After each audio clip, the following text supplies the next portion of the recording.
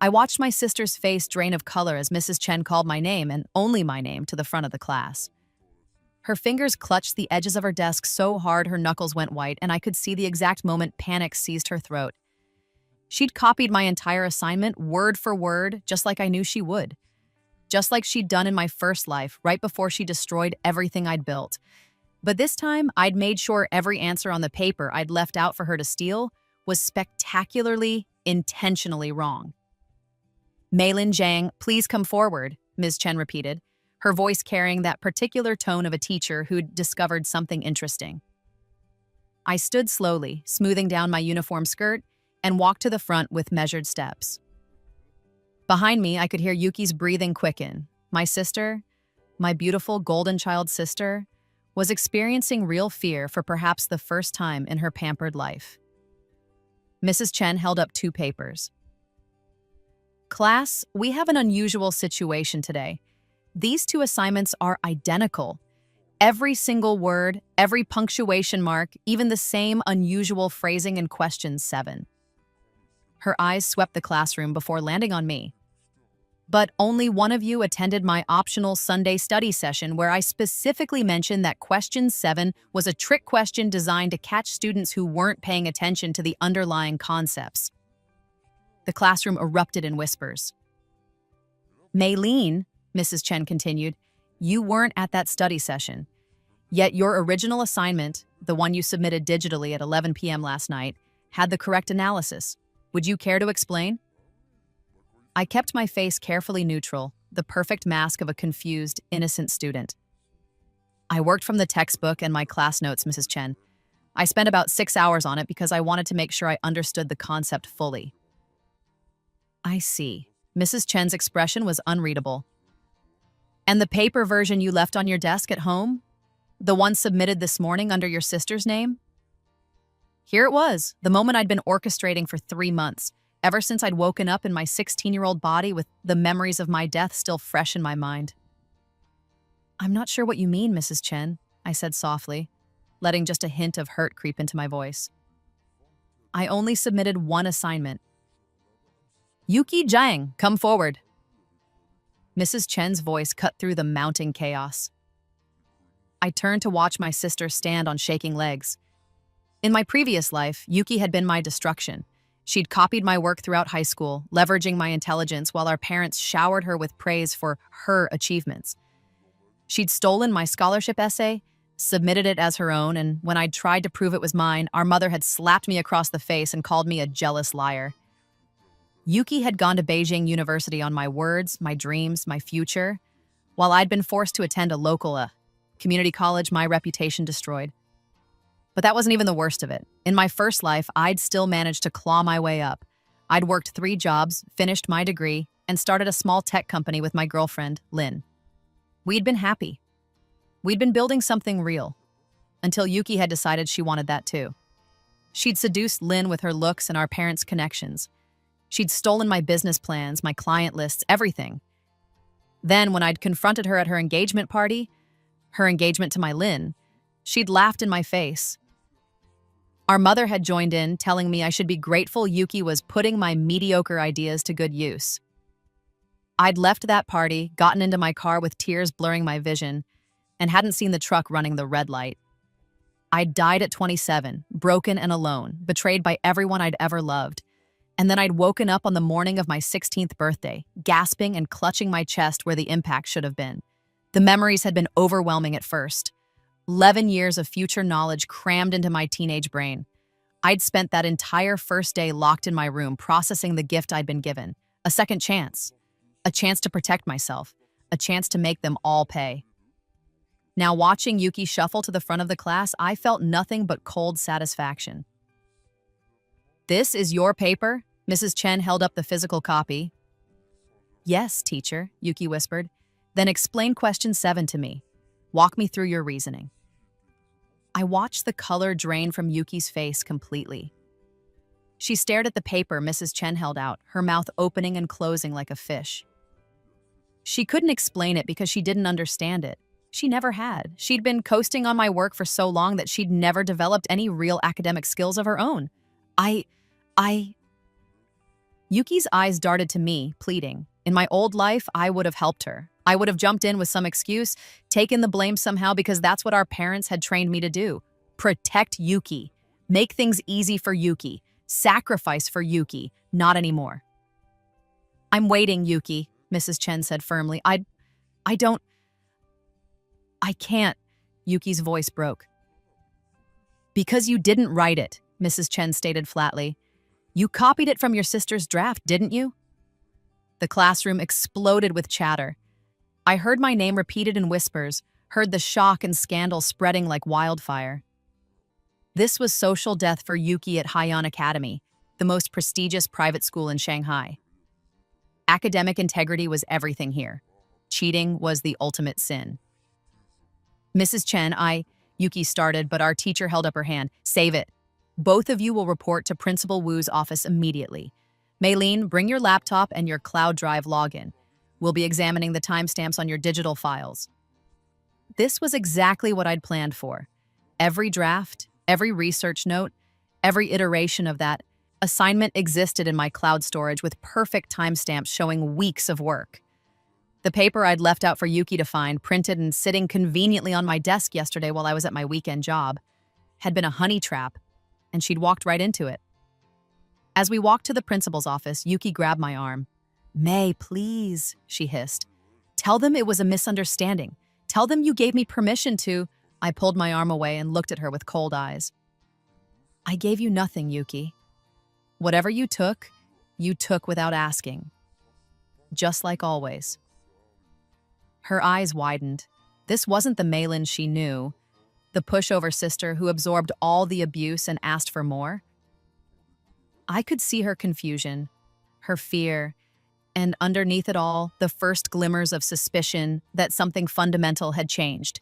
Let her wonder, let her panic. This was just the beginning. The meeting in Principal Wu's office lasted 2 hours. My digital trail was immaculate. Mrs. Chen had taught me well in my first life about maintaining proper documentation, though she'd done it when investigating my scholarship essay theft, trying to prove I'd been the plagiarist instead of Yuki. Back then, I hadn't kept good records. This time, I'd made sure every piece of evidence was ironclad. The timestamps are conclusive, Principal Wu said, his face grave as he reviewed my laptop screen. Maylene has been working on this assignment for 3 weeks. The digital submission at 11 p.m. last night matches her writing style from previous assignments. The paper copy submitted this morning under Yuki's name is a printed version of an earlier draft, one that Maylene had saved but deliberately filled with errors. That's not true, Yuki burst out. She's lying. She's always been jealous of me, and now she's trying to frame me. I said nothing. I didn't need to. The evidence spoke for itself. Principal Wu turned to my sister. Yuki, this is your 3rd academic integrity violation this semester. We've already spoken to you about collaborating too closely with classmates and about suspiciously similar answers on the midterm exam. He paused, letting that sink in. I'm calling your parents. Yuki's face crumpled. No, please, Father will what?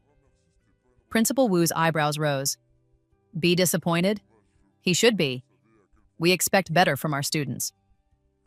As Principal Wu reached for his phone, I allowed myself the smallest smile. This phone call was going to be very interesting because I knew exactly what Father would do. In my first life, he would have immediately blamed me, would have accused me of trying to sabotage his precious Yuki. He would have made excuses for her, would have threatened the school with his business connections. But that was before I'd spent the last 3 months carefully, meticulously, beginning to poison that relationship. It had started small.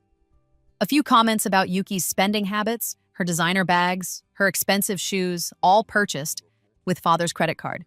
Then some carefully orchestrated incidents where Yuki had failed to meet Father's expectations at business dinners, made worse by my convenient excellence at the same events. I'd been playing the long game, positioning myself as the reliable daughter, while letting Yuki's natural selfishness and laziness show through. The phone call was brief. Father's voice, even through the speaker, was cold and sharp. Put her on. Principal Wu handed the phone to Yuki, and I watched my sister's face as Father tore into her. No excuses, no defense, just cold, brutal disappointment. When she tried to blame me, Father cut her off.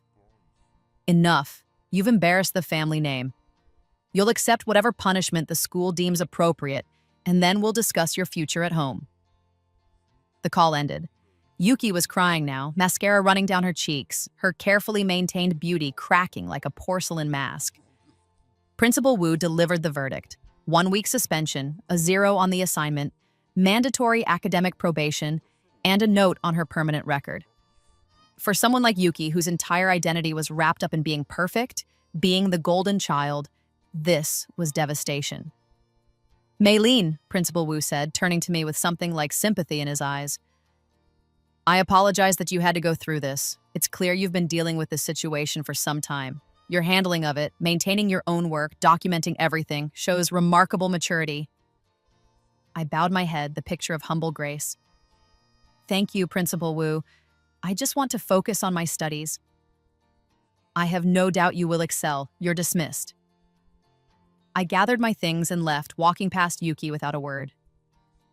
Behind me, I could hear her sobbing, begging Principal Wu for another chance. I felt nothing. She'd cried in my first life too, after she'd stolen Lin, after she'd destroyed my company. She'd cried and called them tears of joy, celebrating her victory over her pathetic, useless sister. The news spread through Haiyan Academy like wildfire. By the time I got back to class for the afternoon session, everyone knew. The whispers followed me down the hallway, but they weren't the cruel whispers I remembered from my first life. These were odd, almost respectful. Did you hear? Yuki Zhang has been copying her sister's work for years? Maylin's the actual genius? Can you believe it? I always thought there was something off about Yuki's sudden improvement last semester. My phone buzzed with messages from classmates I'd barely spoken to before, offering sympathy and support. I responded politely to some, ignored others. I was building social capital, yes, but carefully. I couldn't appear too eager, too calculating. At lunch, something unprecedented happened.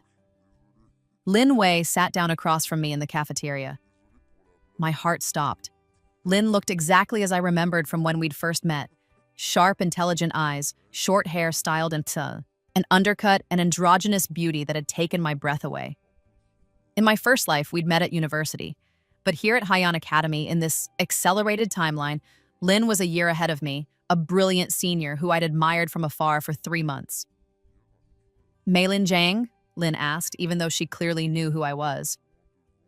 I managed a nod, not trusting my voice. I heard about what happened with your sister. That took guts, letting her hang herself like that. Lin's smile was sharp and approving. Most people would have made excuses for family. Family should earn loyalty, I said quietly. Not expected as a birthright. Lin's eyes lit up with interest. I like that. Listen, I'm president of the coding club. We're working on an app project for the regional competition. Your grades in computer science are exceptional, and your problem-solving approach in last week's algorithm challenge was creative. We could use someone like you. In my first life, I'd taught myself coding after university, building skills through online courses and sheer determination. It had been those skills that had let me start my company, that had made me valuable enough for Yuki to want to steal my work. In this life, I'd started coding at 15 as soon as I'd woken up with my memories intact. I'd been preparing, building a foundation, making myself into someone who couldn't be dismissed or overlooked. I'd be interested, I said, keeping my voice steady despite the fact that my dead heart was racing. What's the project? Lin launched into an explanation of their app, a student-focused platform for collaborative study with built-in plagiarism detection and original work verification. The irony was so perfect, I almost laughed. I actually have some ideas about the verification system, I said, pulling out my tablet. If you're using blockchain for the timestamps, you could integrate... I stopped, catching myself. Too much knowledge too quickly would raise questions I couldn't answer. But Lin was already leaning forward, eyes bright with excitement. Go on. That's exactly the kind of innovative thinking we need. We talked through lunch, And for the first time since I'd woken up in my 16-year-old body, I felt a glimmer of something other than cold rage. It wasn't love, not yet, maybe not ever again, after what Yuki had done to us in my first life, but it was possibility. It was connection. When Lynn left to go to her next class, she gave me her number. Text me your ideas and come to coding club tomorrow after school. I think you're going to fit in perfectly. I watched her go, my mind already racing with plans and contingencies. In my first life, Yuki had stolen Lynn from me. This time, I would make sure Lynn and I built something Yuki could never touch, could never understand, and could never take. The rest of the school day passed in a blur. When the final bell rang, I gathered my things slowly, deliberately avoiding the crowd. I wanted to be the last one out, wanted a moment of peace before I had to go home and face the aftermath of today's events. But as I walked out the main entrance, I found my mother's Mercedes waiting at the curb and my stomach sank. Mother was in the back seat, her face a mask of cold fury. The driver opened the door and she gestured sharply for me to get in. I complied, keeping my expression neutral as I slid onto the leather seat. We didn't speak until the car was moving, the privacy screen up between us and the driver. "You deliberately sabotaged your sister," Mother said, her voice like ice. "Don't bother denying it. Principal Wu explained everything." "I protected my own work," I countered calmly. "Yuki made the choice to steal it." Mother's hand cracked across my face. The slap was hard enough to snap my head to the side, hard enough to bring tears to my eyes. But I'd been expecting it. In my first life, she'd slapped me when I'd accused Yuki of stealing my scholarship essay. This was just history repeating itself, following the script I knew too well. "You ungrateful little bitch," Mother hissed. "After everything we've done for you, after we took you in, gave you a home, put you in the best school—" "Took me in?" I interrupted, my own voice rising. "I'm your daughter. You didn't take me in. You gave birth to me. A mistake I've regretted for 17 years, Mother spat. "You were supposed to be the son. Instead, we got you. Weak, plain, mediocre. And then Yuki came along, perfect and beautiful, and you've been jealous of her ever since." The words should have hurt. In my first life, they had destroyed me. But now, with the knowledge of how this woman had celebrated my death, how she'd told people at my funeral that it was for the best, that I'd died before causing more trouble for the family, I felt nothing but contempt. "Believe what you want, Mother," I said coldly. "The evidence is clear. Yuki cheated. She got caught. That's not my fault." "Everything is your fault," Mother snarled. "You've always been a burden, always causing problems. If you had just given Yuki your work properly, this wouldn't have happened." "If I had given her my work, I would be the one accused of cheating," I pointed out. "Collaboration is still against the rules." Mother's eyes narrowed. "You've changed. You're not usually this defiant." I met her gaze steadily. "Maybe I'm tired of being treated like I'm worth less than Yuki just because I don't fit your aesthetic preferences." "You're grounded," Mother snapped. 2 months, no phone, no computer, no after-school activities. You'll come straight home every day and think about what you've done to your sister." I'd expected this too. It was the same punishment I'd received in my first life. But this time, I had a contingency plan. "Fine," I said, pulling my phone from my pocket and handing it to her. "But I'll need my laptop for schoolwork. I can have Principal Wu send you a letter confirming that I need it for my assignments if you'd like." Mother snatched the phone from my hand. "You'll do your homework in the family room where I can watch you. No private computer time." "Of course, Mother." The rest of the car ride was silent. When we pulled up to our house, a massive modern villa in Shanghai's most exclusive neighborhood, I saw Yuki's car already in the driveway. Father's car was there too, which meant this was about to become a full family inquisition. I walked into the house with my head high. Whatever they threw at me, I could handle it. I'd died once already. Nothing they could do would ever hurt as much as that had. The scene in the living room was exactly what I'd expected. Father sat in his armchair like a judge, his face stern and disappointed. Yuki was on the couch, still crying, playing the victim. Mother went immediately to Yuki's side, stroking her hair and murmuring comfort. "Maylene, Father said, his voice heavy. Sit down. I sat in the chair opposite him, straight-backed and composed. Principal Wu called me with some very disturbing news, Father began. He explained that you deliberately set a trap for your sister, that you created a false document with the intention of getting her in trouble. That's not accurate, I said clearly. I created multiple drafts of my assignment while I was working on it, as is normal. One of those drafts had errors in it. I printed it out to review it, found the mistakes, and corrected them in my digital version, which I submitted on time. Yuki took that printed draft from my desk without my knowledge or permission and submitted it as her own work. You left it out where she would find it, Mother accused. I left it in my room, I corrected. If Yuki came into my room without permission and took my papers, that's not my fault. She's your sister, Father said, his voice rising. You should have been helping her, not setting her up to fail. I'm not responsible for Yuki's academic performance, I said, keeping my voice level. I'm barely keeping up with my own work and my part-time job. I don't have time to tutor her. You wouldn't need that job if you weren't so wasteful with your allowance, Mother snapped. I bit back a bitter laugh. My allowance was 500 yuan a month, barely enough for lunch money and school supplies. Yuki got 5,000 yuan a month and still used Father's credit card for everything. I'd taken the job at the bookstore not because I was wasteful, but because I was saving every cent for my future, building a nest egg that no one could take from me. The point is, Father said, cutting off Mother before she could continue, you've damaged your sister's reputation and her academic standing. This will reflect badly on the entire family. Yuki damaged her own reputation by cheating, I said bluntly. If you're embarrassed, be embarrassed by her choices, not by the fact that she got caught. Father's face turned red. How dare you speak to me? That way? I'm speaking the truth. If the truth is disrespectful, perhaps you should examine why you're so invested in the lie. I saw the blow coming this time. Father's hand raised, his face contorted with rage. But before he could strike me, Yuki spoke up. Stop, she cried. Please, just stop. This is all my fault. May's right. I took her paper. I cheated. I thought I could get away with it, and I was wrong. Everyone turned to stare at her. This wasn't in the script from my first life. Back then, Yuki had never admitted guilt, had maintained her innocence even in the face of overwhelming evidence. I'm sorry, Yuki continued, tears streaming down her face.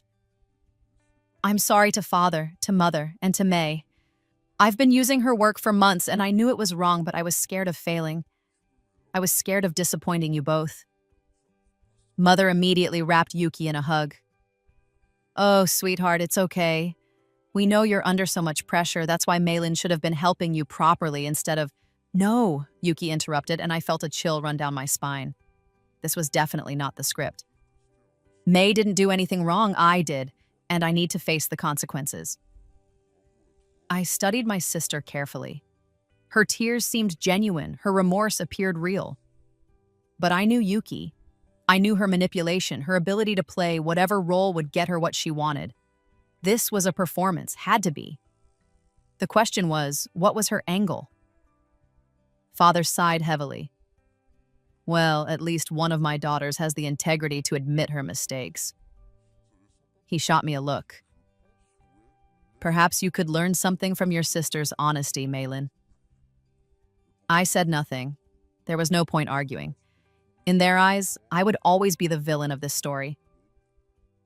Yuki, you'll serve your suspension and accept your academic probation, Father continued, but I'm also cutting your allowance by half until your grades improve on your own merit. No more relying on others. Yuki nodded meekly, accepting this token punishment while I received 2 months of house arrest for the crime of being stolen from. Maylin, you're dismissed to your room, Father said coldly. We'll discuss your attitude problem later.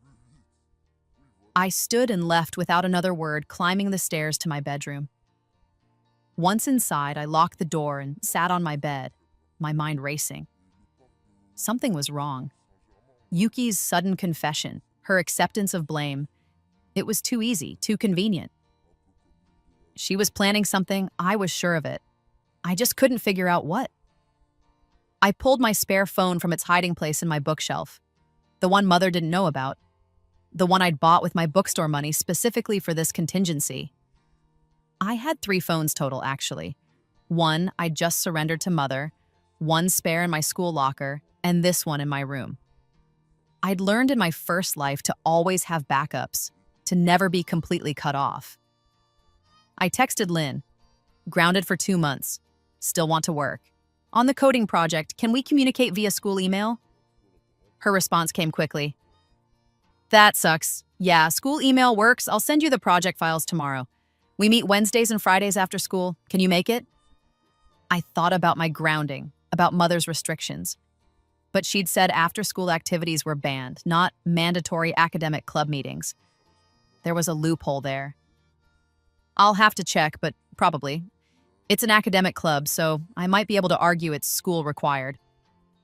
Fight for it. We need you on this team. Those 4 words, "we need you," sent a warmth through my chest that I hadn't felt in a long time.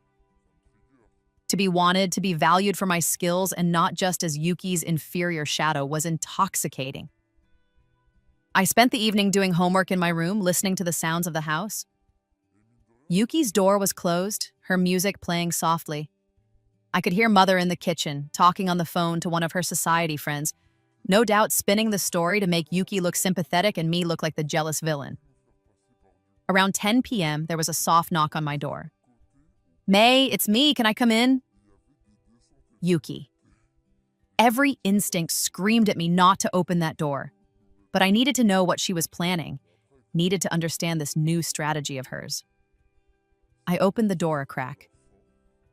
Yuki stood there in her silk pajamas, her face freshly washed and vulnerable without makeup. She looked young, innocent, nothing like the calculating woman who had stolen my life. What do you want? I asked. To talk, please, just 5 minutes. Against my better judgment, I let her in. She sat on my bed and I remained standing by the door, ready to escape if necessary. I meant what I said downstairs, Yuki began. I'm sorry.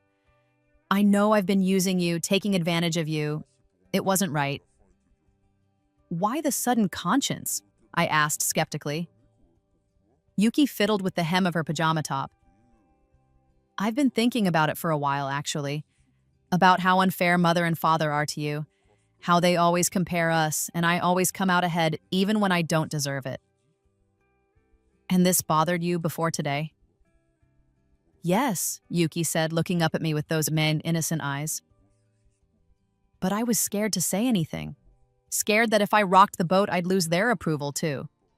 But today, seeing you so brave, standing up for yourself even when everyone was against you, it made me realize I've been a coward. It was a good speech. It might have even been convincing if I didn't know exactly how this woman had laughed at my funeral, how she'd toasted to my death with champagne stolen from my own company.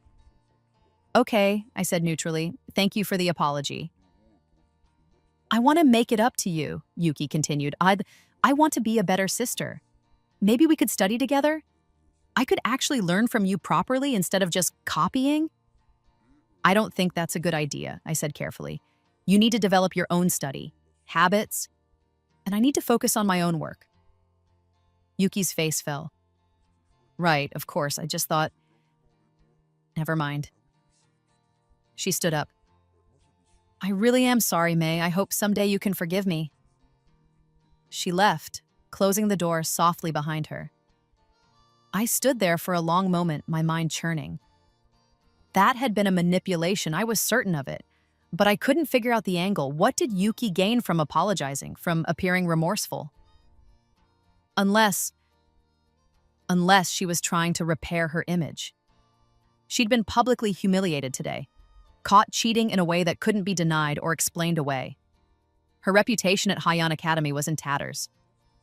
But if she could position herself as the reformed cheater, the girl who learned her lesson and genuinely changed, she could salvage something from this disaster. And playing the role of the apologetic, changed sister would require me as a prop. She'd need me to visibly forgive her, to study with her, to help rehabilitate her image. That's what this was about.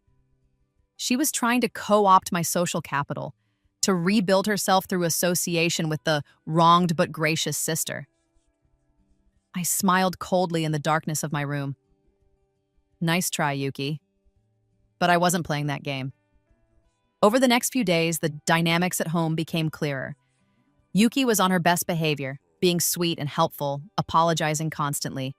Mother and father ate it up, praising her growth and maturity. Meanwhile, I was still grounded, still being treated as the problem child who had caused this whole situation by not being a proper sister. At school, things were different. The story of Yuki's cheating had spread beyond Haiyan Academy, picked up by parent gossip networks, and even mentioned on a popular education forum. Our family name was being dragged through the mud, not because Yuki had cheated, but because of how spectacularly she'd been caught. I kept my head down and focused on my work. My teachers, at least, seemed to have a new respect for me. Mrs. Chen recommended me for an advanced placement program. My computer science teacher asked me to be a teaching assistant next semester. I was building a reputation as a serious student, someone with real talent, and it felt good. The coding club became my refuge. I'd successfully argued to Mother that it was an academic requirement, showing her the school's policy about senior project participation. She'd grudgingly allowed me to attend the Wednesday and Friday meetings, though she made sure the driver picked me up immediately afterward. Working with Lynn and the other club members was exhilarating. They were brilliant, creative, passionate about technology in a way that reminded me of my first life, of the company I'd built. But this time I was careful. I contributed ideas but held back on some of my more advanced knowledge. I was playing the role of talented junior, not experienced professional. Lynn was different from my first life. In the original timeline, we'd met as equals, both of us broken and struggling. This Lynn was confident, accomplished, heading to MIT in the fall. She was the president of multiple clubs, had a perfect GPA, and came from a wealthy family that actually supported her. Sometimes I caught her watching me with a curious expression, as if trying to figure me out. "You have the strangest approach to problem solving," she said one afternoon during a coding session. "It's like you see 3 steps ahead of everyone else." I shrugged. "I just think about the logical consequences of each choice." "No, it's more than that. You code like someone with years of experience. But you're only 16. I forced a laugh. "I've been teaching myself since I was 12. Lots of late nights with tutorials." Lynn leaned back in her chair, studying me. "You're interesting, Meilin Zhang. I can't quite figure you out." "Maybe I like being mysterious," I said lightly, trying to deflect. "Or maybe you're hiding something." Lynn's tone was teasing, but her eyes were serious. "Don't worry, I won't pry. Everyone deserves their secrets." The moment passed, but it left me unsettled. I needed to be more careful. Lynn was too smart, too observant. If anyone could unravel the truth about my rebirth, it would be her. Meanwhile, Yuki's suspension ended and she returned to school. The reception was mixed. Some students admired her honesty in admitting her mistake. Others whispered and pointed, making her the subject of gossip. She handled it with grace, I had to admit. She apologized to teachers, kept her head down, and actually appeared to be doing her own work, but I watched her, always watched her, and I noticed things others might have missed. The way she cultivated sympathy from the popular girls, positioning herself as the victim of family pressure. The way she subtly shifted blame onto our parents, onto the toxic expectations that had driven her to cheat. She was rewriting the narrative, and it was working. Within 2 weeks of her return, Yuki had transformed from cheater to survivor of family abuse. She'd given a tearful interview to the school newspaper about the pressure she'd been under, the impossible standards, the way she'd been pushed to succeed at any cost. She never mentioned me directly, but the implication was clear. Our parents favored me academically, and she'd been trying to compete with their golden child. It was a brilliant strategy. Infuriating, but brilliant. The article came out on a Friday, and by Monday morning, students I'd never spoken to were giving me strange looks. Some were sympathetic, but others seemed to view me with suspicion, as if I were somehow complicit in Yuki's abuse, as if my academic success had been weaponized by our parents against her. I wanted to scream. I wanted to tell them all the truth about who Yuki really was, about how she'd destroy them all without a second thought if it benefited her. But I couldn't. Not yet. I didn't have enough leverage. enough proof of her true nature beyond my own future memories. "Don't let it get to you," Lynn said when she found me in the computer lab during lunch, staring at the newspaper article on the screen. "Anyone with a brain can see through that victim act." "Can they?" I asked bitterly. "Because it looks like she's successfully repositioned herself as the sympathetic character in this story." Lynn pulled up a chair and sat beside me. "Okay, real talk. What's actually going on between you and your sister?" I looked at her, at those intelligent eyes that saw too much, and made a decision. Not the whole truth, I couldn't risk that, but a version of it. "Yuki has been taking credit for my work for years," I said quietly. "This was just the first time I had enough evidence to prove it. Our parents have always favored her. She's beautiful, charming, everything they wanted in a daughter. I'm the spare, the backup, the one who's useful for doing Yuki's homework, but not worth acknowledging otherwise." "That's fucked up," Lynn said bluntly. I laughed despite myself. "Yeah, it is. So what are you going to do about it?" "What can I do? I'm 16, I'm financially dependent on them, and they'll never believe me over her. The best I can do is protect my own work and build my own reputation." Lynn was quiet for a moment, then said, "You know, the coding club's app project is going to the regional competition in 2 months. If we win, and I think we will with your contributions, there's a 100,000 yuan prize and scholarship opportunities. That's real money, independence money." I looked at her sharply. "You think we can win?" "I think with you on the team, we have a real shot.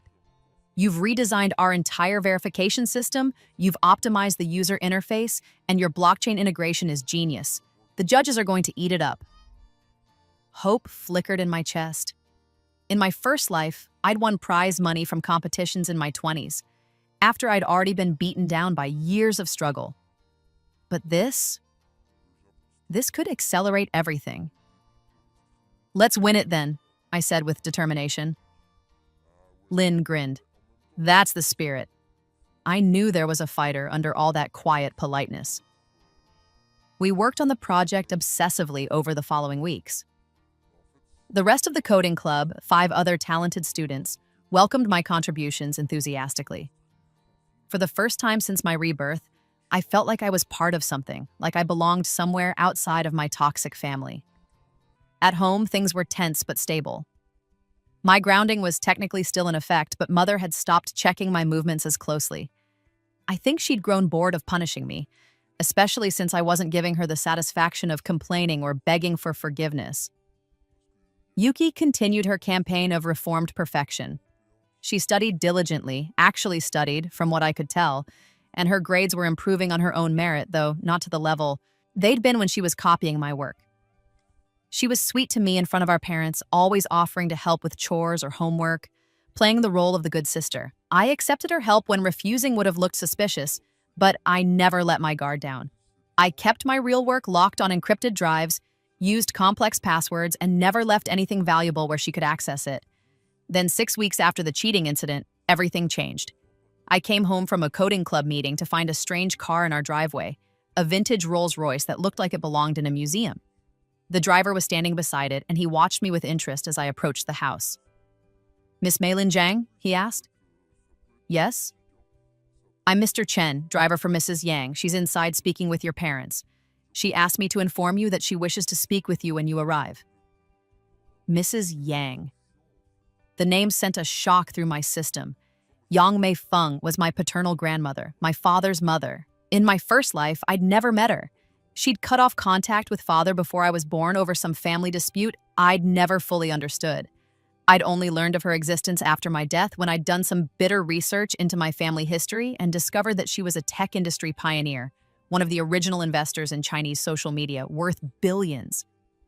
What was she doing here? I entered the house with my heart pounding. Voices came from the formal sitting room. Father's voice, angry and defensive. Mother's, high and nervous. And a third voice, female, cool and commanding. I paused in the doorway. The woman sitting in the center of the room was in her 70s, but looked a decade younger, her posture perfect, her designer dress understated but clearly expensive. She had father's sharp cheekbones and my eyes. "Ah," she said, looking up as I entered. "You must be Maylene?" I bowed respectfully. "Grandmother." "Don't call me that," father snapped. "This woman is not your grandmother. She forfeited that right 20 years ago." "I forfeited nothing," Ms. Yang said calmly. "You chose money and status over family, Jiang. I simply refused to enable your choices." She turned back to me. "Come here, child, let me look at you." I approached slowly, aware of father's glare, mother's anxiety, and Yuki's wide-eyed stare from the corner of the room. Mrs. Yang studied me with keen eyes, and I felt like she was seeing through all my layers, all my carefully constructed facades. "You have the Yang family look," she said finally. "I see it in your eyes, in the way you hold yourself. Tell me, Maylin, do you know who I am?" "Yes, grandmother." I used the title deliberately, saw father's face go purple. "You're Yang Mei Feng, founder of Yang Technologies, venture capitalist and philanthropist." Her lips curved in a small smile. "Someone's done her homework." "Good. Intelligence and curiosity are family traits." She glanced at father. "Or they were before some of us sold out." "Why are you here?" father demanded. "After all these years of silence, why now?" "Because I read an interesting article about my granddaughter in the education section of the business news," Mrs. Yang replied. She pulled out a tablet and brought up Yuki's interview, about how she was driven to academic dishonesty by family pressure. It made me curious about what kind of family you'd built, Jiang. "That article was about Yuki," mother said quickly. "Not Maylene." "Yes, I noticed. But I'm a thorough researcher, so I dug deeper." Mrs. Yang swiped through her tablet. "I found the original incident report. I found the teacher testimonials. I found Maylin's academic record, straight A's since elementary school, advanced placement recommendations, glowing teacher reviews. And I found Yuki's record, mediocre grades suddenly improving 18 months ago, coinciding with when both girls started attending Haiyan Academy together." She looked up, her eyes sharp. "I know what it looks like when someone is taking credit for another person's work. I've seen it often enough in the business world. So I started asking questions, making calls. Do you know what I discovered?" The room was silent. "I discovered that Maylene has been working a part-time job for over a year to save money. I discovered that she receives 500 yuan a month in allowance while Yuki receives 5,000. I discovered that Maylene's room is half the size of Yuki's, that she doesn't have a car while Yuki has a BMW, that she wasn't included in the family vacation to Europe last summer." Mrs. Yang's voice was cold now. "I discovered, in short, that you're treating one granddaughter like a princess and the other like an indentured servant." "That's not true," mother protested weakly. "We treat both girls equally. Please don't insult my intelligence." Mrs. Yang cut her off. "I've also had investigators looking into your financial situation, Jiang. You're overextended. That company you're so proud of is drowning in debt. You've been living on credit and connections, hoping something will turn around." She smiled coldly. "I'm here to make you an offer." Father's face had gone pale. "What kind of offer?" "I'm offering to settle all your business debts, approximately 1 million yuan, in exchange for custody of Maylene." The room exploded. Mother was on her feet, shouting about how she'd never give up her daughter. Father was yelling about family rights and legal authority. Yuki was crying, though whether from genuine emotion or performance, I couldn't tell. And I stood there, frozen, as the world shifted beneath my feet.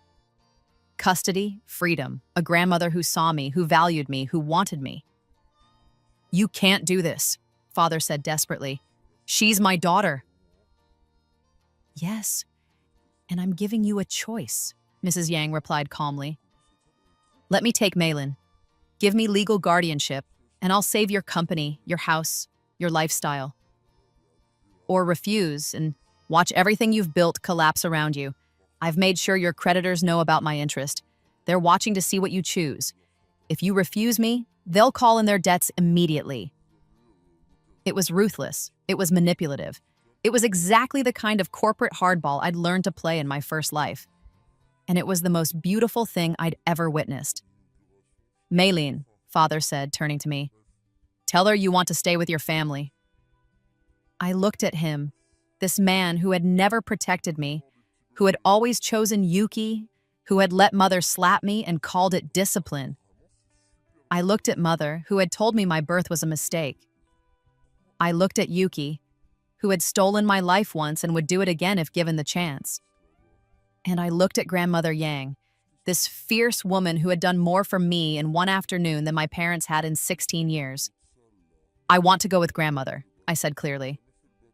Mother gasped. Father's face contorted with rage, but Mrs. Yang just nodded as if she'd expected nothing less. You're making a mistake, Father said, his voice shaking. I'm your father. I know what's best for you. No, I said, finding a strength I didn't know I had. You know what's best for you and for Yuki. You've never known what's best for me because you've never cared to find out. How dare you? Enough, Mrs. Yang interrupted. Jiang, do we have an agreement or not? Decide now. My lawyers are waiting with the paperwork. I watched Father's face cycle through emotions, rage, desperation, calculation. I could see the moment when financial survival won out over paternal pride. Fine, he said finally, the word like poison in his mouth. Take her. Mrs. Yang smiled. Excellent. My lawyers will contact you tomorrow with the custody transfer documents and the debt settlement agreement. Maylin, go pack your things. We're leaving now. Now? Mother protested. You can't just take her now. I absolutely can. The preliminary paperwork is already filed. She's coming with me tonight, and the rest is just formality. I moved in a daze toward the stairs. This was happening. This was really happening. I was leaving this house, this family, this toxic environment that had destroyed me in my first life. As I packed, throwing clothes and books and my precious computers into suitcases, Yuki appeared in my doorway. You're really leaving, she said, and for once her tears looked genuine. You're really going to abandon me here. I stopped and looked at her. You'll be fine, Yuki. You'll be the only daughter now, the only focus of their attention. Isn't that what you always wanted? I never wanted to lose you, she said, and I almost believed her. I know I was terrible to you, but you're my sister. I do love you, May. No, you don't, I said quietly. You love what I could do for you. You love having someone to use, but you've never loved me. That's not true. It is. And deep down you know it, but don't worry, Yuki. You'll find someone else to exploit eventually. You always do. I zipped up my last suitcase and pushed past her. Downstairs, Mrs. Yang was waiting by the door, Mr. Chen already loading my things into the Rolls-Royce. Ready? Grandmother asked. I took one last look at the house where I'd grown up, at the family who had never valued me. I thought about my first life, about dying alone and broken with their mockery echoing in my ears. Yes, I said. I'm ready.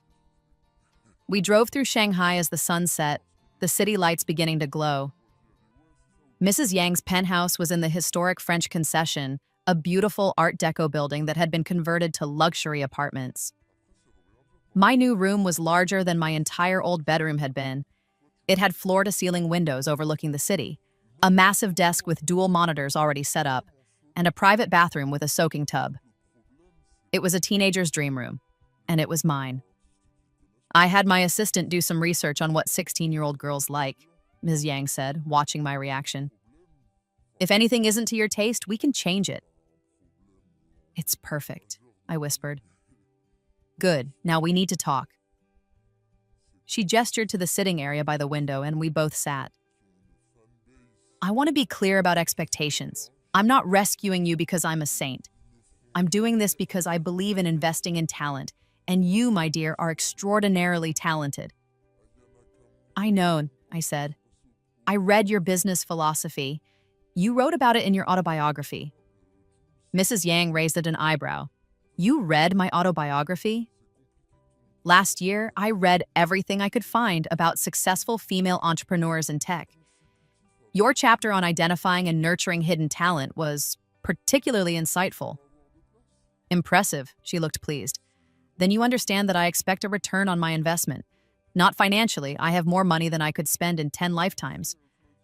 But I expect you to be excellent. I expect you to use your gifts, to push yourself, to become someone who matters. I will, I promised. I also expect honesty. If you're struggling, tell me. If you need something, ask. I don't have time for games or manipulation. I've seen enough of that in business. I understand. Finally, Mrs. Yang said, her expression softening slightly. I want you to know that while I expect excellence, I also want you to be happy. You've been surviving for 16 years. It's time to start living. Pursue your interests, make friends, date if you want to. Just be smart about it. The kindness in her voice nearly broke me. I felt tears threatening, all the emotions I'd been suppressing since my rebirth suddenly overwhelming. Thank you, grandmother, I managed to say. She squeezed my hand. Welcome home, Maylene. That night, alone in my beautiful new room, I let myself cry for the first time since waking up in my 16-year-old body. I cried for the life I'd lost, for the years of abuse I'd endured, for the family that had never loved me, but I also cried with relief, with hope, with the overwhelming realization that everything had changed. The next few weeks were a whirlwind. The custody transfer went through with surprising speed. Money and lawyers could make anything happen quickly. Father fought it nominally, but his heart wasn't in it. He'd gotten what he wanted. His debts cleared, his company bathed. I was just the price he'd paid. At school, the news spread like wildfire. Maylin Jiang had left her family to live with her billionaire grandmother. The story was scandalous, fascinating, the subject of endless speculation. Some students looked at me with new respect, others with envy, a few with pity, thinking I'd been somehow bought and sold. Let them think what they wanted. I knew the truth. The Coding Club's app was nearly complete. We'd worked obsessively for weeks, refining every feature, stress testing every function. Lynn was confident we'd win the regional competition, and I was starting to believe her. You've transformed this project, she said one afternoon as we reviewed the final build. You know that, right? When you joined, we had a good idea. Now we have something revolutionary. It was a team effort, I demurred. Don't be modest. It's not a good look on you. Lynn grinned. You're brilliant, May. Own it. The competition was held on a Saturday in November at Shanghai's International Exhibition Center. 30 teams from schools across the region had entered, each one trying to impress the panel of judges, tech industry veterans, venture capitalists, and education experts. Mrs. Yang came to watch, sitting in the audience with a quiet smile. She'd offered to use her connections to sway the judges, and I'd politely but firmly refused. I needed to win this on merit, not nepotism. Our presentation was fourth. Lynn delivered the pitch, explaining the problem of academic dishonesty and our solution, while I handled the technical demo, showing how our blockchain-based verification system could track and authenticate student work in real time. The judges asked hard questions. How would we handle false positives? What about student privacy concerns? How did our system differ from existing plagiarism detection software? I answered confidently, drawing on both my current work and my first life's experience with intellectual property protection. I could see the judges leaning forward, engaged, impressed. When we finished, the applause was enthusiastic. Lynn squeezed my hand as we left the stage. We killed it, she whispered. The wait for the results was agonizing. We watched the other presentations. Some were good, most were mediocre, a few were brilliant. By the time the judges deliberated, I was a bundle of nerves. Finally, the announcements began. Third place went to a team from a prestigious international school with an environmental monitoring app. Second place went to a group of seniors with a mental health support chatbot. And first place with a unanimous decision from the judges, goes to Haiyan Academy's coding club for their academic integrity verification platform, Authentic Learn. The cheers from our team were deafening. Lynn grabbed me in a hug, spinning me around. The other team members were jumping and screaming. We'd won. We'd actually won. The prize ceremony was a blur. The 100,000 yuan check, the scholarship certificates, the judges praising our innovation and execution. But the moment that mattered most was when the head judge, a veteran venture capitalist, pulled me aside afterward.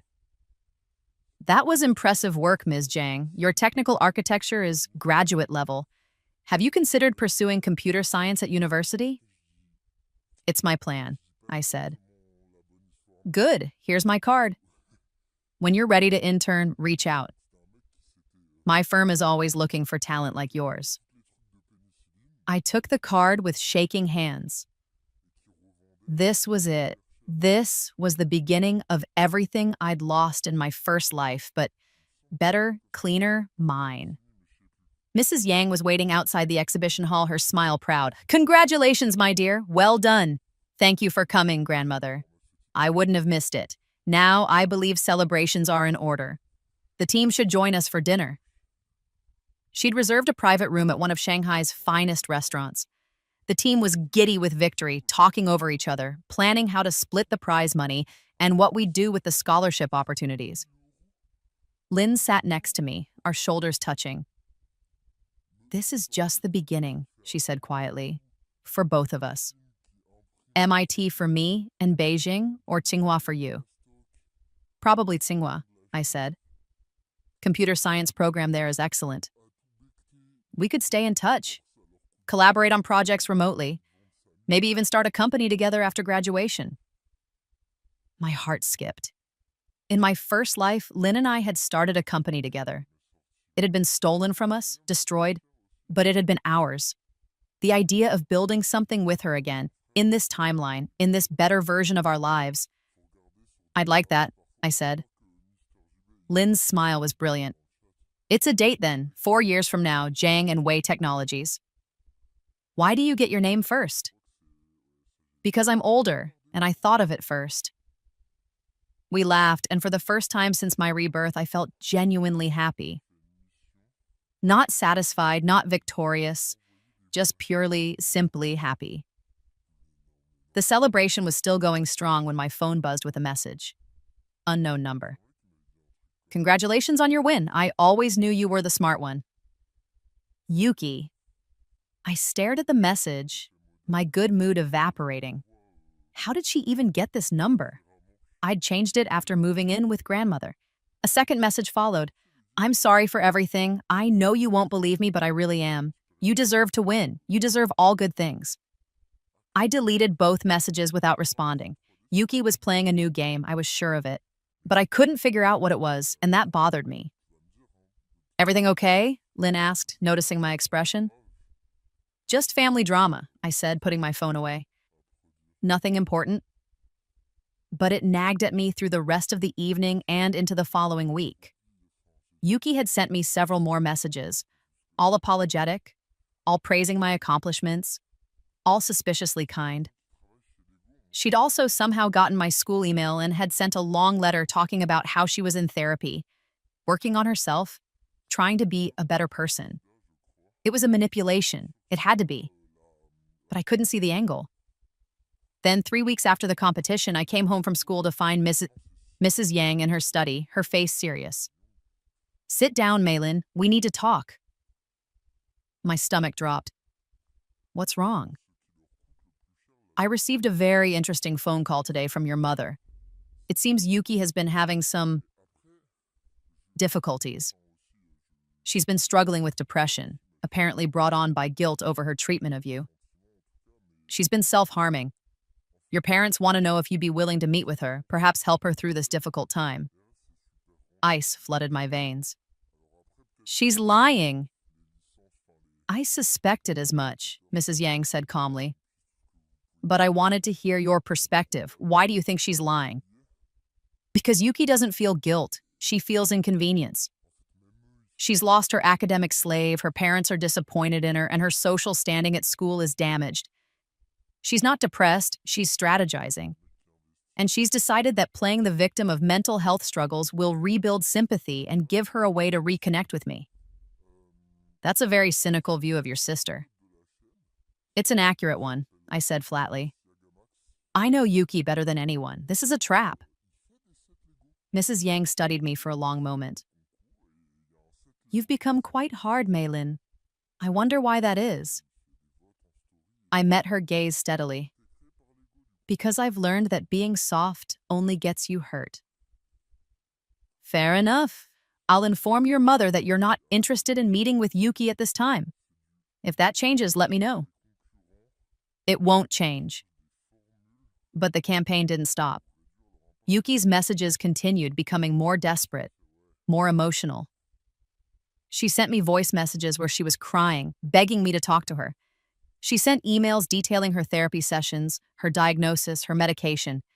She sent photos of her arms, showing thin red lines that could have been self-harm or could have been staged with makeup. I deleted everything without responding. But it was getting harder to ignore, especially as people at school started talking about poor Yuki Zhang, who was struggling so much with mental health issues because she missed her sister. Lynn cornered me in the computer lab one afternoon. Okay, what's really going on with your sister? The rumors are getting wild.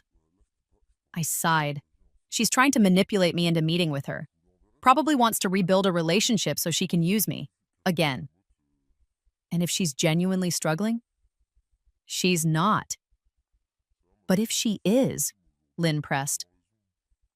Look, I'm not saying you owe her anything, but what if she actually does hurt herself and you could have prevented it?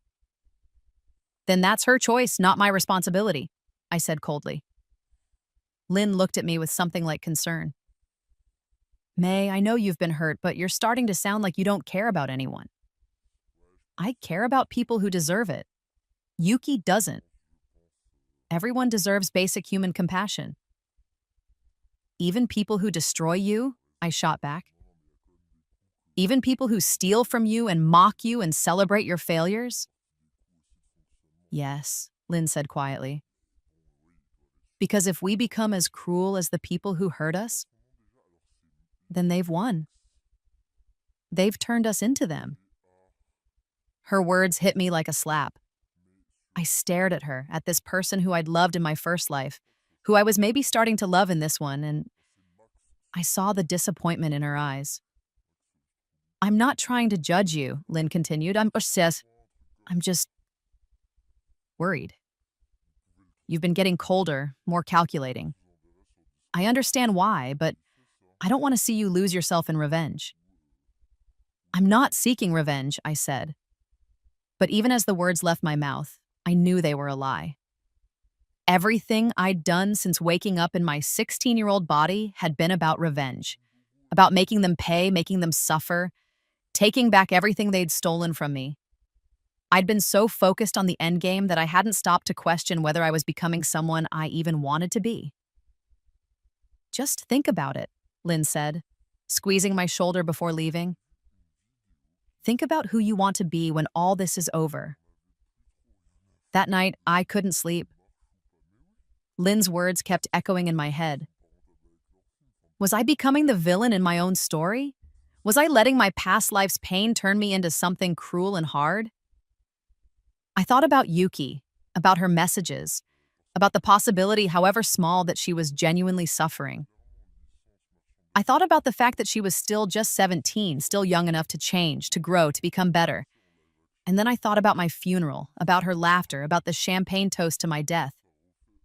No, I wouldn't let compassion make me vulnerable again. I wouldn't let anyone convince me to trust Yuki, to give her another chance to destroy me. Lynn was wrong. Sometimes hardness wasn't cruelty, it was survival. I made my decision. I would ignore Yuki completely. No meetings, no messages, no contact. She would fade from my life, and I would focus on building my future. That was the kindest thing I could do for both of us, but fate, it seemed, had other plans. 2 days later, I was called to Principal Wu's office during lunch. When I arrived, I found Yuki there, along with our parents, a woman in a suit who introduced herself as a family therapist, and Mrs. Yang, who looked deeply displeased. What's going on? I demanded. Maylin, the therapist said gently, your parents and sister have requested a family mediation session. They believe that resolving some of the conflict between you and Yuki would be beneficial for everyone involved. I didn't agree to this, I said, looking at Mrs. Yang. Neither did I, she replied coolly. But your parents went to the school board and made it a condition of Yuki's continued enrollment. Principal Wu was obligated to comply. I felt ambushed, trapped. This was exactly the kind of manipulation I'd expected from them. I don't want to do this, I said clearly. Maylene, please, Yuki said, and I turned to look at her. She looked terrible, thin, pale, with dark circles under her eyes. Her beauty was still there, but it was faded, diminished. I just need to talk to you, just once, please. Maylene, Father said, and I was shocked by how old he looked. The stress of nearly losing his company had aged him. Your sister is hurting. She misses you. Can't you spare 1 hour to help your family heal? I looked at Mother. She wouldn't meet my eyes, just stared at her hands in her lap. She looked ashamed, which was new. And I looked at the therapist, who seemed genuine in her concern, who was just trying to do her job and help a troubled teenager. Fine, I said finally. 1 session, but Mrs. Yang stays. Of course, the therapist agreed. We moved to a private conference room. The therapist, Dr. Wang, explained the ground rules. Everyone gets to speak without interruption, no attacks or accusations, focus on feelings and moving forward. Yuki, why don't you start by telling Maylin how you've been feeling? Dr. Wang suggested. Yuki took a shaky breath. I've been really depressed. I can't sleep. I can't eat. I can't focus on anything. I keep thinking about all the terrible things I did to you, May, and I just feel so guilty and ashamed. I know I don't deserve your forgiveness, but I need you to know that I'm sorry. I'm so sorry. She was crying now, genuine-looking tears streaming down her face. It was a powerful performance, if that's what it was. I've been in therapy for 6 weeks, Yuki continued, working on understanding why I treated you the way I did. Dr. Wang says I was acting out because of my own insecurities. Because I was afraid I could never be as smart as you, so I tried to steal your intelligence instead of developing my own. That's right, Dr. Wang confirmed. Yuki has been doing excellent work in our sessions, really digging deep into her behavior patterns and motivations. I said nothing. I just watched Yuki, looking for the crack in the mask, the tell that would reveal this as the manipulation I knew it had to be. Your turn, Maylin, Dr. Wang said gently. How does it make you feel to hear Yuki's apology? Suspicious, I said bluntly. Yuki has never been genuinely sorry for anything in her life. She's sorry she got caught, sorry her life got harder, but she's not sorry for hurting me. That's not true, Yuki protested. Dr. Wang held up a hand. Let Maylin finish. Remember, no interruptions. I turned to face Yuki directly. You copied my work for years. You took credit for my achievements. You made me feel worthless and stupid when you were the one stealing from me. And when I finally had proof, when I finally stood up for myself, you tried to spin it into a story about how you were the victim of family pressure. You've never once taken genuine responsibility for the harm you caused. But I am now, Yuki insisted. That's what this whole thing is about. Me taking responsibility. Or you trying to rebuild a connection to me because you've realized you need me, I shot back. Which is it, Yuki? Are you sorry or are you strategic? The room fell silent. Yuki's tears had stopped, and for just a moment, I saw something cold flash in her eyes, there and gone so quickly I might have imagined it. I'm both, Yuki said finally, her voice quieter. Yes, I'm strategic. Yes, I'm thinking about the future. But I'm also genuinely sorry. Those two things aren't mutually exclusive, May. I can regret hurting you while also hoping we can salvage some kind of relationship. It was the first honest thing she'd said all session, and it caught me off guard. Why? I asked. Why do you want a relationship with me? What could you possibly get from me now that I'm not living in your house, not doing your homework, not available to exploit? Because you're my sister, Yuki said simply. Because we grew up together. Because even though I treated you terribly, I do love you. Maybe not in the way I should have, maybe not in a healthy way, but I do. And I don't want to lose you forever. I wanted to call bullshit. I wanted to point out all the ways this was manipulation, strategy, a long game I couldn't quite see yet. But there was something in Yuki's voice, something raw and almost vulnerable that made me pause. Maylene, Dr. Wang said, I think what we're seeing here is that human relationships are complicated. Yuki can be sorry for hurting you and still be a flawed person who has treated you badly. You can acknowledge her apology without forgiving her or trusting her. There's a middle ground here. I don't do middle grounds, I said. Then maybe you should learn, Mrs. Yang said quietly, speaking for the first time. Everyone turned to look at her. Maylene, you're absolutely right to protect yourself. You're right to be suspicious of Yuki's motives. But Dr. Wang is also right. The world isn't black and white, and people aren't simply good or evil. They're complicated. I stared at my grandmother, feeling betrayed. You're taking her side? I'm not taking anyone's side. I'm trying to help you avoid making the same mistakes I did. Mrs. Yang's expression was sad. When your father chose money over integrity, I cut him off completely.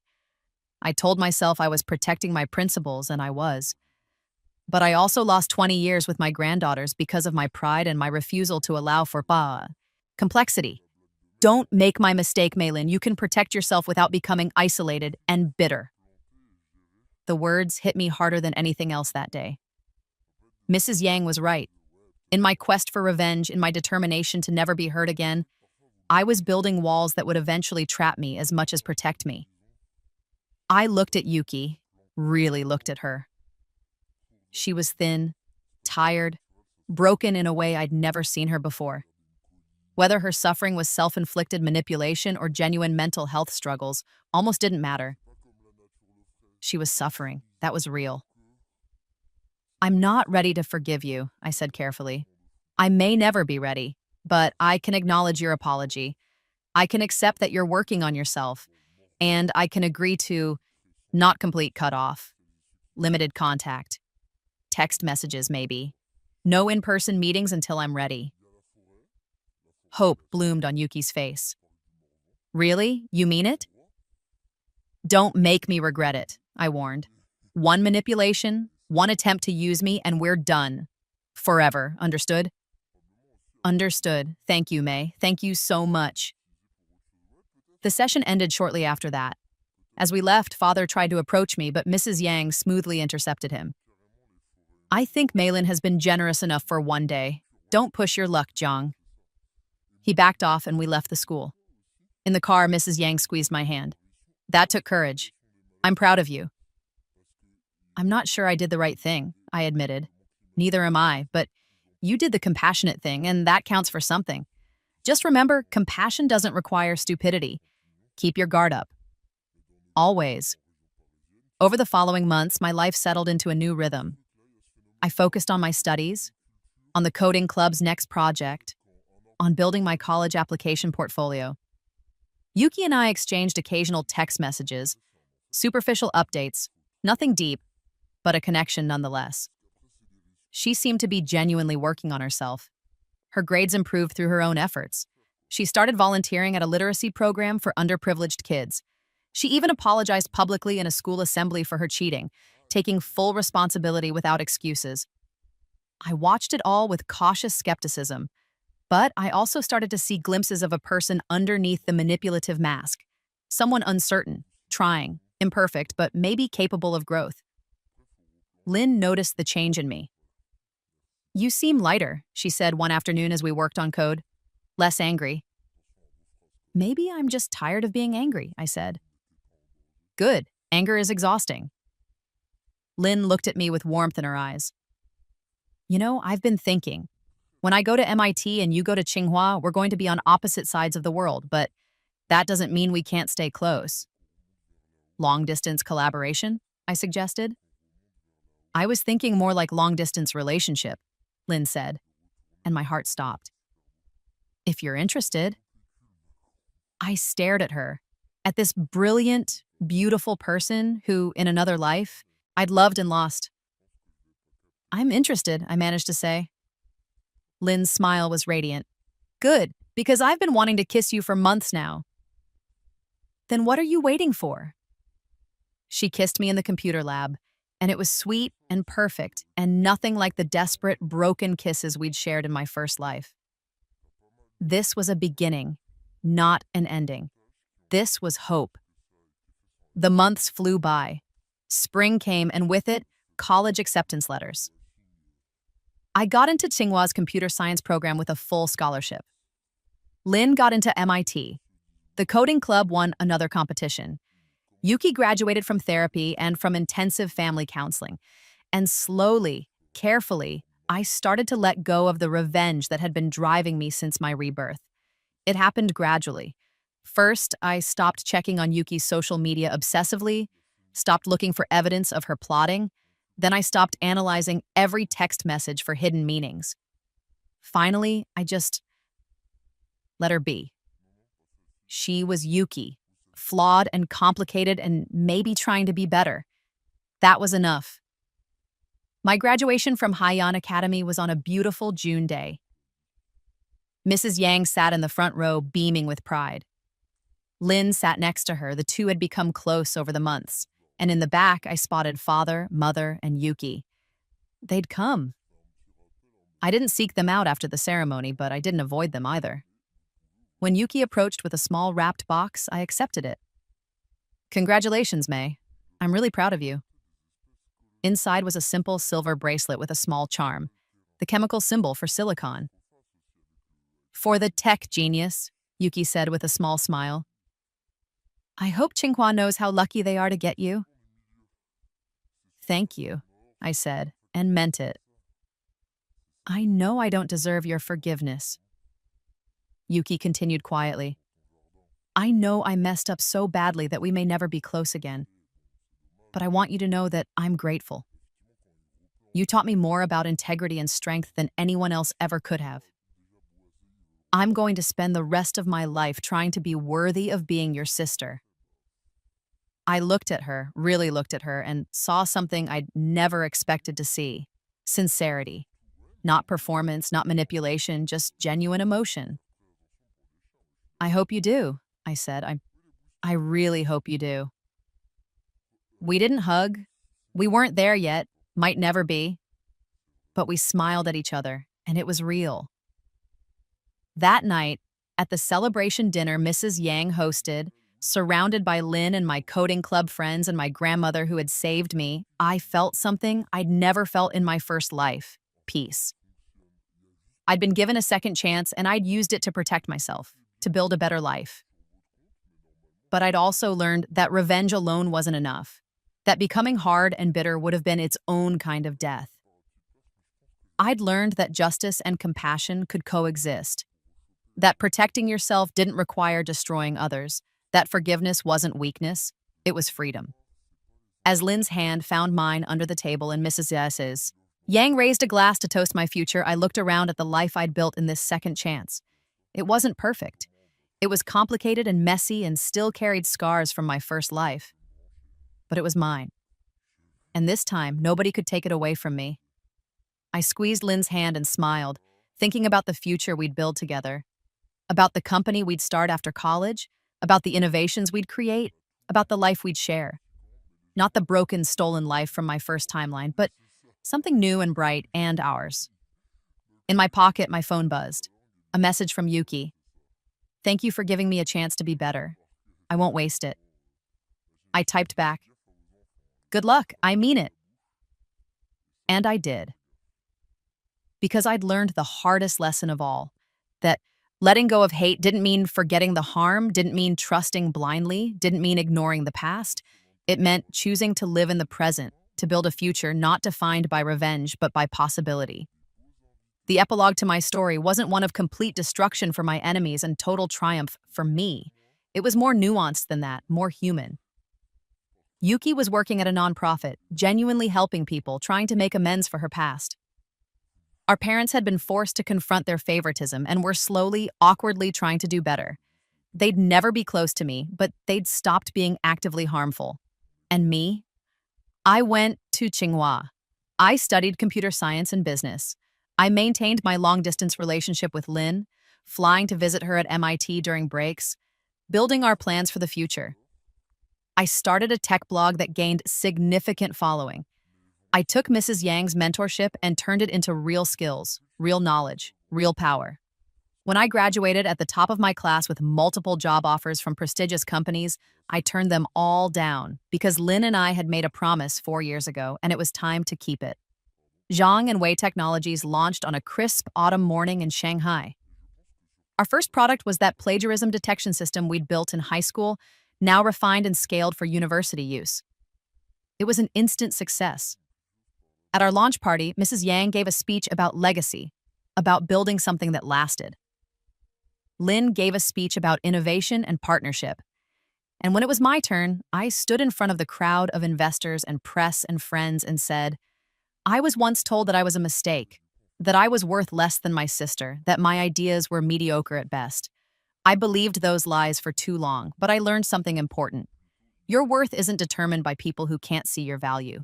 It's determined by what you build, what you create, what you give to the world. This company is proof that the girl they dismissed, the sister they exploited, the daughter they undervalued, she was worth something after all. She was worth everything. The room erupted in applause. I saw Yuki in the crowd, tears streaming. Down her face, clapping harder than anyone. She'd come to support me, genuinely support me, with no ulterior motive. And I saw my parents looking uncomfortable and out of place, but there nonetheless, they'd never apologized. Not really. But they'd shown up. Maybe that was the best they could do. But most of all, I saw Lynn, my partner in every sense of the word, looking at me with love and pride and joy. This was victory. Not the crushing, absolute destruction I'd fantasized about in those early days after my rebirth, but something better. Success built on my own terms, relationships based on genuine connection, and a future bright with possibility.